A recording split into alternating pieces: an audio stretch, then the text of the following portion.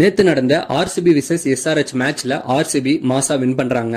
அவங்க வின் பண்ண என்ன பண்ணாங்கன்னு தெரியுமா? தெரிஞ்சிக்க வீடியோ ஸ்கிப் பண்ணாம ஃபுல்லா பாருங்க. அதுக்கு முன்னாடி ஏப்ரல் 15 நடந்த மேட்ச ஒரு சின்னதா பாத்துருவோம். ஆர்சிபி விசஸ் எஸ்ஆர்எச் மேட்ச்ல ஆர்சிபி டாஸ் வின் பண்ணி அன்னைக்கு பவுலிங்க செலக்ட் பண்றாங்க. எஸ்ஆர்எச் பேட்டிங்ல ஸ்டார்டிங்ல இருந்து ஆர்சிபி பவுலர்ஸ போட்டு பொளக்குறாங்க. Abhishek Sharma, Travis Head, Heinrich Klaasen எல்லாருமே பேட்டிங்ல ஒரு நல்ல பெர்ஃபார்மன்ஸை கொடுத்து எஸ்ஆர்எச் ஓட ஸ்கோர் ஃபர்ஸ்ட் இன்னிங்ஸ்ல 287க்கு 3 விக்கெட்ஸ் என்ற ஐபிஎல் ஹிஸ்டரியிலேயே ஹையஸ்ட் டார்கெட்டான ஒரு ஸ்கோர் ரன் ரெக்கார்டை கிரியேட் பண்றாங்க. அடுத்து செகண்ட் இன்னிங்ஸ் ஆடின ஆர்சிபி பேட்டிங்ல ஒரு நல்ல பெர்ஃபார்மன்ஸை கொடுக்குறாங்க. என்னதான் ஒரு சைடு விக்கெட் விழுந்துட்டே இருந்தாலுமே ஆர்சிபி தோக்குற நிலைமைக்கு போறப்போ அந்த நேரத்துக்கு வந்த தினேஷ் கார்த்திக் விட்டு கொடுக்காம விளையாடி சேசிங்ல ஒரு நல்ல கம்பேக்க கொடுத்துட்டு போறாருங்க. அன்னைக்கு என்னதான் மேட்ச ஆர்சிபி தோத்தாலுமே ஐபிஎல்ல ஒரு டீமோட சேசிங் ஹிஸ்டரியில அதிகபட்ச ஸ்கோரா இருக்கிறது இதுதாங்க. 262க்கு ரன்க்கு 7 விக்கெட்ஸ் என்ற ஒரு சேசிங் ரெக்கார்டை இவங்களும் கிரியேட் பண்றாங்க. இங்க ஆரம்பிச்ச சவால் தாங்க ஆர்சிபிக்கு. நேத்து மேட்ச் ஆரம்பிக்கிறதுக்கு முன்னாடி இந்த மாதிரி நிறைய விமர்சனங்களை பார்த்திருப்பீங்க.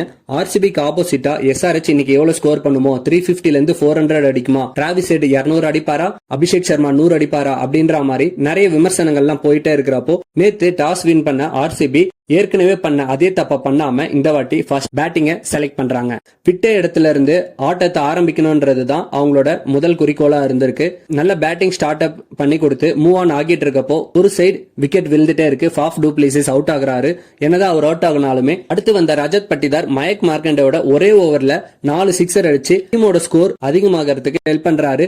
அடுத்து ஆடின பிளேயர்ஸ் எல்லாம் விராட், கிரீன், ஸ்வப்னில் சிங் எல்லாருமே சேர்ந்து எஸ்ஆர்எச்சுக்கு ஆப்போசிட்டா 206 ரன்னுக்கு 7 விக்கெட்ஸ் என்ற நல்ல டார்கெட்டை பிக்ஸ் பண்றாங்க. ஆனா எல்லாருமே எஸ்ஆர்எச் பேட்ஸ்மேனுக்கு எதிராக இந்த ஒரு ஸ்கோர் 10 ஓவர்ல அடிச்சு முடிச்சிடுவாங்க நினைச்சிட்டு இருக்க நேரத்துல செகண்ட் இன்னிங்ஸ் ஆரம்பிக்குதுங்க. செகண்ட் இன்னிங்ஸ் ஸ்டார்ட் பண்ண எஸ்ஆர்எச்சுக்கு ஆரம்பமே அதிர்ச்சி ஆகிற மாதிரி இருந்துச்சு.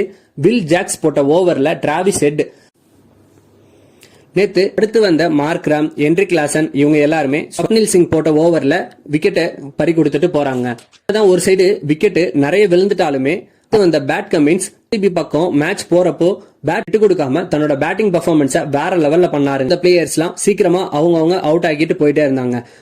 நேத்து செகண்ட் இன்னிங்ஸோட லாஸ்ட்ல எஸ்ஆர்எச் 171 ரன்னுக்கு 8 விக்கெட்ஸ் தோக்குறாங்க. ஆர்சிபி 35 ரன்ஸ்க்கு ஜெயிக்கிறாங்க. இந்த சீசன்ல கலக்கிட்டு இருந்த எஸ்ஆர்எச்சுக்கு எதிராக ஆர்சிபி அவமானப்பட்ட இடத்துலயே நின்னு ஜெயிச்சு காட்டணும்னு சொல்லுவாங்கல்ல, அது போலதாங்க ஆர்சிபி அவங்களோட ஹோம் கிரவுண்ட்ல தோத்தாலுமே எஸ்ஆர்எச்சோட ஹோம் கிரவுண்ட்ல வந்து நின்னு ஜெயிச்சு காமிச்சிருக்காங்க. இங்க ஒரு விஷயத்த நம்ம கவனிக்கணும். எல்லா டீமுமே ஸ்பின்னர்ஸ சரியா யூஸ் பண்ணப்போ ஆர்சிபி மட்டும் கரண் சர்மா மட்டும் தாங்க யூஸ் பண்ணாங்களே, கிளென் மேக்ஸ்வெல்ல சரியா யூஸ் பண்ணல. அவங்களோட தப்ப அவங்க சரி பண்ணதுனால இந்த மேட்ச்ல அவங்க ஸ்பின்னர்ஸ் மட்டுமே 5 இம்பார்ட்டன்ட் விக்கெட்ஸ் எடுத்து கொடுத்து அவங்க மேட்சை ஜெயிக்கிறதுக்கு ஒரு பெரிய வழிவகுத்திருக்காங்கன்னு சொல்லலாம். முதல் முயற்சியில தோல்வி வந்தா என்ன, மறுபடியும் நம்ம முயற்சி செஞ்சு அந்த தோல்வியை நம்ம எப்படி வெற்றியா மாத்தணும்ன்றது தாங்க பாக்கணுமே. சோ ஆர்சிபி அவங்க பண்ண தப்பெல்லாம் சரி பண்ணி மேட்சை வின் பண்ணாங்க. இதனால மத்த டீம்ஸ்க்கும் எஸ்ஆர்எச் எப்படி ஃபேஸ் பண்றதுன்றதுக்கு ஒரு நல்ல ஐடியா கிடைச்சதா இருக்குங்க. இந்த வீடியோ உங்களுக்கு பிடிச்சிருந்துச்சுன்னா லைக் பண்ணுங்க, கமெண்ட் பண்ணுங்க, உங்க ஃப்ரெண்ட்ஸுக்கும் ஷேர் பண்ணுங்க, நம்ம சேனலுக்கு சப்ஸ்கிரைப் பண்ணி சப்போர்ட் பண்ணுங்க.